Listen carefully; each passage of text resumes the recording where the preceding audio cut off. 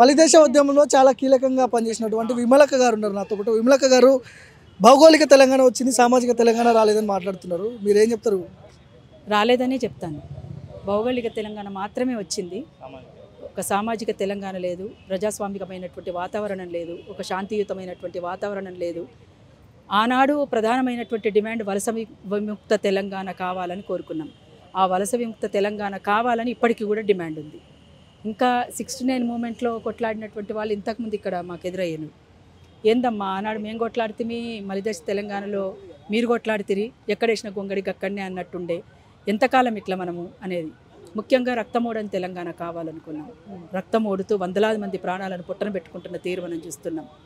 అడవి కోసం, అడవి మీద హక్కు కోసం ఆదివాసీలు స్వయం పాలనను కోరుతున్నారు. ఇప్పటి వరకు అది నెరవేరలేదు. ఇక్కడ భూములన్నీ కూడా కొంతమంది చేతుల్లో కేంద్రీకృతం కాబడ్డాయి. ఇంకా ఇక్కడ సంపద అంతా కూడా కొంతమంది చేతుల్లోనే ఉంది. ఇక్కడ వనరులన్నీ కూడా ఎవరి చేతుల్లో ఉండాలనో వాళ్ళ చేతుల్లోనే ఉన్నాయి. పిల్లలకు ఉద్యోగాలు వచ్చినాయా అంటే రాలేదు. ఉద్యమకారులకు న్యాయం జరిగిందా అంటే రాలేదు. అమరుల కుటుంబాలకు న్యాయం జరిగిందా అంటే జరగలేదు. ఇంకా ఏ పరిస్థితుల్లో చూసినా కేవలం అందుకని అంటున్నాం, భౌగోళిక తెలంగాణ మాత్రమే వచ్చింది. బంగారు తెలంగాణ కాలేదా? బంగారు తెలంగాణ అంటే ఎట్లుంటుంది? ఇప్పటిదాకా మనం అనుకున్నవన్నీ నెరవేరితే బంగారు తెలంగాణ ఉంటుంది. అంతేగాని ఏ విషయంలో కానీ ఎక్కడ వేసిన గొంగడ అక్కడ అన్నట్టే ఉంది. ఇంకా భూములు అంటే బంగారు బాతుగుడ్డులాగా అయిపోయింది తెలంగాణ. దోచుకునేటోళ్ళకు దోచుకున్నంత, దాచుకునేటోళ్ళకు దాచుకున్నంత. అందుకనే బాధలు కొంతమందికి, భోగాలు కొంతమందికి. అందుకే ఇవాళ ఒక వ్యాసం కూడా వచ్చింది మన నుంచి. అందుకోసమే ఏది ఏమైనా మరో ఉద్యమానికి ప్రజలంతా కూడా సన్నద్ధం కావాల్సినటువంటి అవసరం ఉంది. సరే, కొట్లాడి అందరము ఎవరికి వాళ్ళంగా వాలంటరీగా రోడ్ల మీదకి వచ్చి ఎవరికి తోచిన పద్ధతుల్లో వాళ్ళం కొట్లాడి తెలంగాణ రాష్ట్రాన్ని అయితే సాధించుకున్న తెలంగాణను ఎట్లుంచుకోవాలనేటువంటి దానిపైన ఒక అవగాహన లేకుండా, అవగాహన రాహిత్యంతో చాలా వరకు నష్టం జరిగింది తెలంగాణకు. అందుకని ఇంకెంత మాత్రం కూడా నష్టం జరగడానికి వీల్లేదు.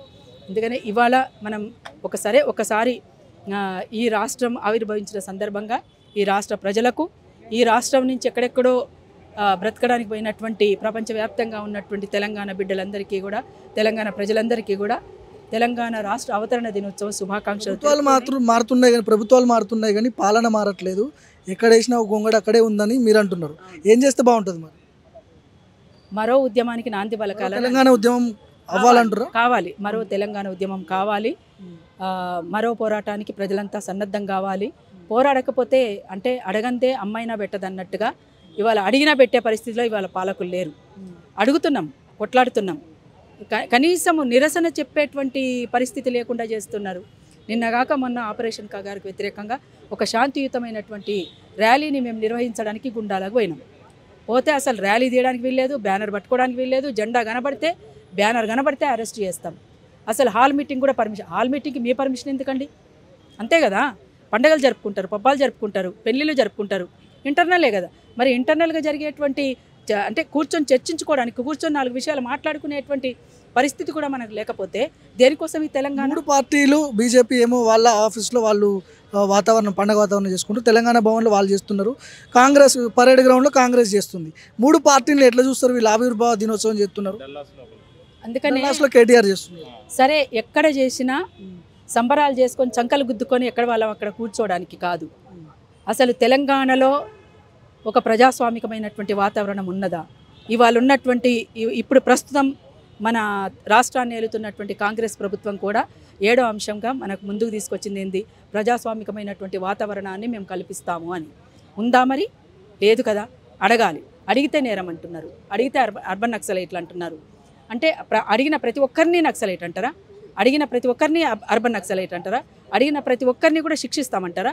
ఇట్లా శిక్షించుకుంటూ పోతే ఎంతమందిని శిక్షిస్తారు? అంటే మొత్తం కూడా ఈ దేశ ప్రజల్ని ఏం చేయదలుచుకుంది కేంద్ర ప్రభుత్వం? ఈ రాష్ట్ర ప్రజల్ని ఏం చేయదలుచుకుంది ఈ రాష్ట్ర ప్రభుత్వం? అందుకనే కేంద్ర ప్రభుత్వం అవలంబిస్తున్నటువంటి తీరుకు నిరసనగా కూడా రాష్ట్ర ప్రభుత్వం కూడా స్పందించాల్సినటువంటి అవసరం ఉంది. అందుకోసమే ఇవాళ ఆపరేషన్ కగార్ను వెంటనే నిలిపివేయాలని, అక్కడ ఉన్నటువంటి పోలీసు సాయుధ బలగాల్ని వెనక్కి రప్పించాలని, శాంతి చర్చలు కేంద్ర ప్రభుత్వం జరపడానికి సిద్ధపడాలని, అదేవిధంగా ఈ మధ్యకాలంలో ఇంతమందిని పొట్టన పెట్టుకుంది రాజ్యం. ఇవన్నిటిపైన జరిగినటువంటి వాటిపైన సుప్రీంకోర్టు సిట్టింగ్ జడ్జి చేత న్యాయ విచారణ జరిపించాలని మేము కోరుతా ఉన్నాం. కవిత గారు జాతిపిత కేసీఆర్ అని మాట్లాడుతున్నారు. మీరు ఏం చెప్తారు దీనికి? తెలంగాణ జాతిపిత కేసీఆర్ అంట.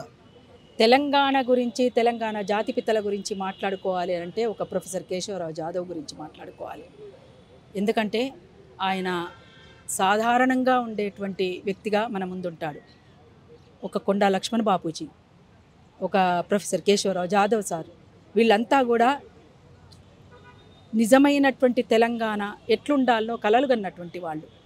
అసలు ఏ తెలంగాణ, ఎటువంటి తెలంగాణను తెచ్చుకుంటే ఈ రాష్ట్ర ప్రజలకు న్యాయం జరుగుతుందో కలలు కన్నటువంటి వాళ్ళు, ఆ లక్ష్యం కోసం అహర్నిశలు పోరాట పటిమను చూపినటువంటి వాళ్ళు, ఒక ప్రేరణగా నిలిచినటువంటి వాళ్ళు, ఒక స్ఫూర్తిదాయకమైనటువంటి జీవితాన్ని కొనసాగించినటువంటి వాళ్ళు. కానీ ఎవరి గురించో నేను అనవసరంగా కామెంట్స్ చేయదలుచుకోలేదు. కానీ వాస్తవంగా అట్లాంటి వాళ్ళని మనం స్మరించుకోవాలి. ఇవాళ అంతేకాకుండా ఉద్యమకారుల కుటుంబాలకు న్యాయం జరగలే, అమరుల కుటుంబాలకు న్యాయం జరగలే, ఇవాళ కళాకారులకు న్యాయం జరగలే, అనేక రకాలుగా తీవ్ర నష్టం వాటిల్లుతున్నటువంటి సందర్భంలో ఇవాళ 11 ఏళ్ల రాష్ట్ర అవతరణ దినోత్సవం సందర్భంగా అమరుల త్యాగాల సాక్షిగా ఇక్కడ మాట్లాడుకుంటున్నాం. అందుకనే అమరుల త్యాగాలు వాళ్ళు పరిపూర్తి కావాలన్నా, వాళ్ళ త్యాగానికి ఒక అర్థం ఉండాలన్నా ఇవన్నీ మనము నెరవేర్చాల్సినటువంటి బాధ్యత మనందరి మీద ఉన్నది. అందరం కూడా విశాలమైనటువంటి ప్రాతిపదిక మీద ఒక ఐక్య ఉద్యమాన్ని నిర్మించాల్సినటువంటి బాధ్యత మనందరి మీద ఉన్నది. అట్లా జరిగిన నాడే ఈ రాష్ట్రానికి న్యాయం జరుగుతుందని భావిస్తూ ఉన్నాం.